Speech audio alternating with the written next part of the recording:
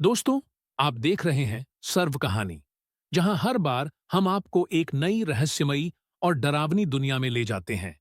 आज की कहानी है सुनसान गांव और उसका शापित कुआं, जो आपको सिहरन और रोमांच से भर देगी। अगर आप ऐसी रहस्यमयी और डरावनी कहानियों के शौकीन हैं, तो हमारे चैनल को अब भी सब्सक्राइब करें और घंटी का बटन दबाना मत भूलें, ताकि ऐसी दिलचस्प कहानियां आप मिस न करें।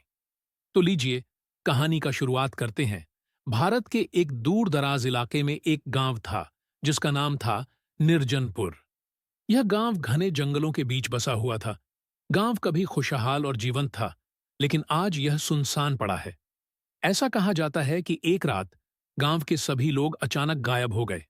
अब वहां सिर्फ सन्नाटा और एक कुआं बचा है, जिसे लोग शापित कुआं कहते हैं। रामू, एक युवा पत्रकार, इस कहानी को सुनकर वहां जाने का फैसला करता है।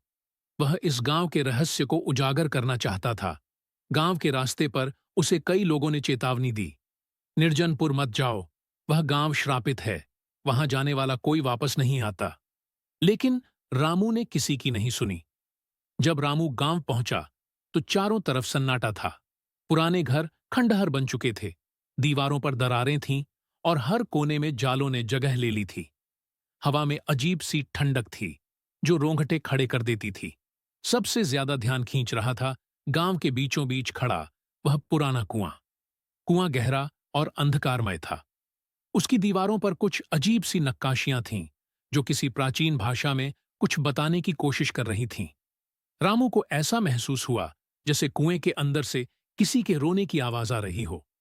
रामू को गांव के इतिहास की जानकारी थी।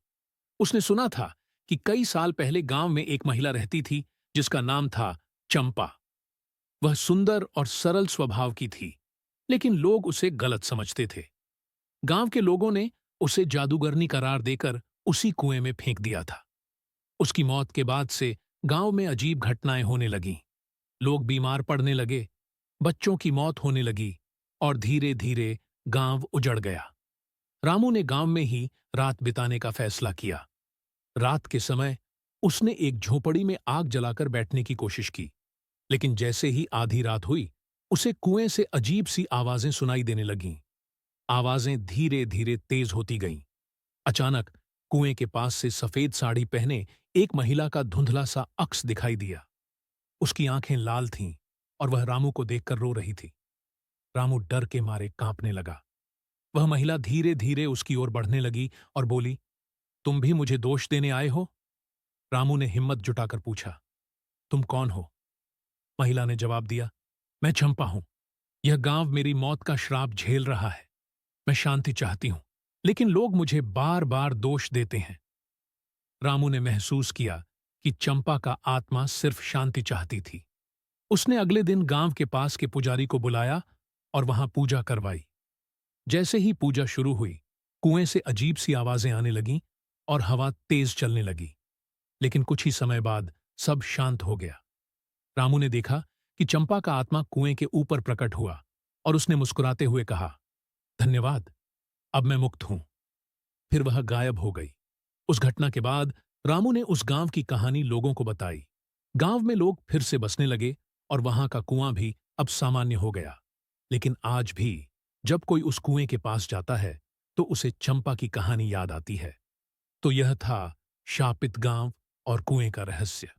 क्या आपको लगता है कि चंपा का आत्मा अब शांति में है, या फिर यह गांव अब भी श्रापित है? अपनी राय हमें कमेंट में जरूर बताएं। और अगर आपको यह डरावनी कहानी पसंद आई हो, तो चैनल को सब्सक्राइब करके घंटी का बटन दबाएं, ताकि ऐसी और रोमांचक कहानियां आप मिस न करें। लाइक करना न भूलें और इसे अपने दोस्तों के साथ जरूर शेयर करें।